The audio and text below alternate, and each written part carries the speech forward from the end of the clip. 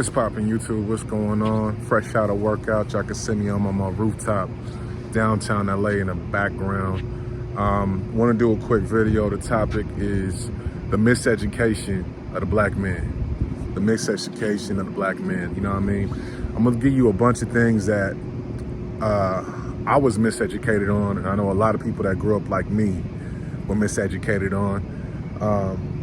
You might not even be a black man. You just wasn't raised with an abundance mindset. So this might be some things that might help you as well. Even if you're not a black man, you might be a woman. You dig? So, number one, financial literacy. Financial literacy is something that I was not taught. My family didn't teach me financial literacy. I'll be honest with you, man. I didn't really get a hold of financial literacy, like being financially literate, until my 30s.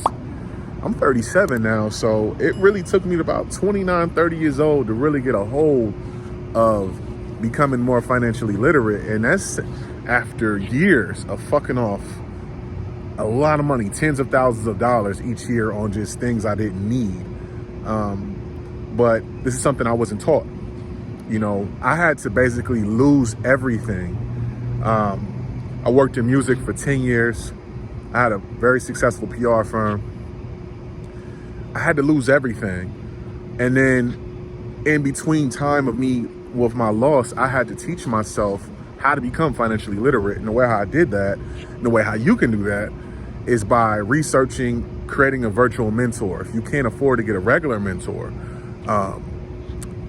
creating a virtual mentor. So mine, I did research on wealthy people, Jim Rohn, Gary Vee, the Rothschilds, a bunch of different people. And I don't necessarily have to agree with your philosophies of life, but I will take education from anyone that I can learn from. You know what I mean? So I took a lot of my financial literacy from them.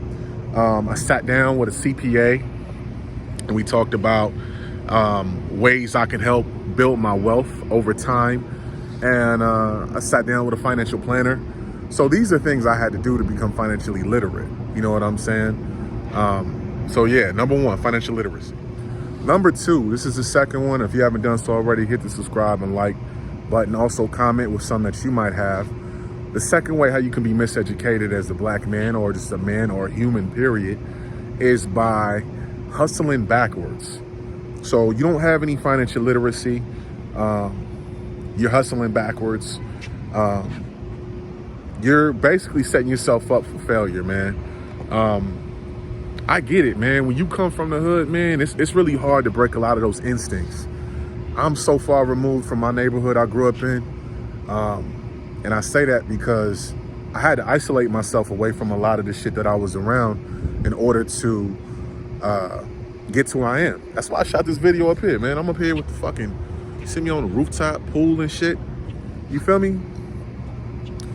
I used to hustle backwards, man. I was taught how to hustle backwards. So I was taught how to short-term hustle. Basically, I wasn't taught how to enterprise. I was taught how to, you know, scam and scheme and do all that type of shit. You know what I'm saying? So that's how I was taught. You feel me? So, you know, it's something that I really had to break away from. It's something else. Like, I had to basically teach myself how to hustle the right way.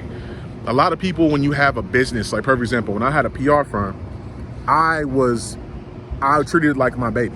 And I was like, I gotta run this shit by myself. I don't trust anybody to, I don't trust anyone to care about it as much as me, and I don't want to delegate anything. And what happens is, that's a form of hustling backwards, because what will happen is, you're not necessarily owning a business. You have a high paid job. And if you really want to grow a business, you must have, you must know how to delegate and train people. So I was hustling backwards with that. And I was also hustling backwards with on some, you know, the way how I used to learn how to make money, and, you know, just not a good thing. So that's another way that we are miseducated as black men, is by hustling backwards. And the way how you can fix that is by taking a lot of the knowledge that you gain from the people that you're gaining your financial literacy from. You can learn a lot of investment tips from them as well. The third one is this: duration does not equate to quality. Duration does not equate to quality. And what does that mean? It means that you can know someone for your whole life. Let's say that you're 35 and you've been friends with someone since college, since you were 18, half your life, and the quality of your friendship ain't that great. Like in 18 years, you only had 3 that were really good. And in the last 15, they were bad. You know what I'm saying? They weren't that great. So a lot of times we hold on to friendships, man, and relationships and marriages just because we've been with somebody for so long.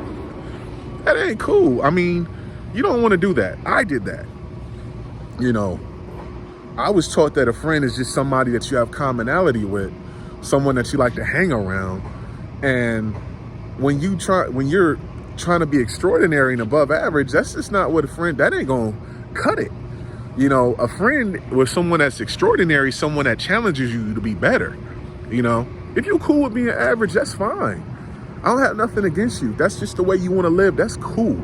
But for me, I have extraordinary things that I want to do. And your friend doesn't have to necessarily be on the same life path as you. They might be in a completely different industry, completely different lifestyle. You might be married with kids and they might be single, but they got to have something that challenges you. You know, it doesn't matter what it is. It ain't got to be monetary. So duration has nothing to do with quality. I have friends that I was cool with for 18 years and the friendship was stale. And I've had friends I've been cool with for only 2 or 3. And their impact in 2 or 3 years is way more impactful than 18 years. All right. So that leads into number 4. The 4th one is this, man. You cannot boss up around losers. You cannot boss up around losers. You can't boss up around people who are yes men. You can't boss up around people that ain't moving in the same direction as you. You know what I mean? You can't boss up around people that ain't moving in the same direction as you. You can only boss up around people that make you better. You know what I mean? So I'm gonna tell you something, man. One of the hardest things to do as a human is to say goodbye to people. And for me, it was very hard for me to say goodbye to a lot of old childhood friends and a lot of habits I had. Like a lot of habits that I used to have, man. A lot of my friends weren't even like friendships. They were like trauma bonds. We bonded over trauma that we had, you know? That's not a real friendship. So you can't boss up around losers, man, period. You know what I'm saying? That's real shit. And the last one is this, fellas. The last one is this. I want you to really hear me on this one. It's cold up here, shit. It's kind of chilly in LA right now, bruh. I ain't gonna lie to you. We got hella rain yesterday. It's clear as shit though. It's beautiful, ain't it? The last one is this. A great woman will weather the storm with you. So she might have met you when you was up, you was getting to the bag, and then you fell on some hard times. And during those hard times, she weathered the storm with you. See, I was listening to Can You Stand the Rain yesterday, because it was raining yesterday. Every time it rained, I listen to Quiet Storm by Mobb Deep. Can You Stand the Rain by New Edition. And New Edition, that song came out when I was like 8 years old, man. I mean, like 4. I was young. This is like 88, so I was 4. You know what I mean? And every time I hear that song, I get new meaning.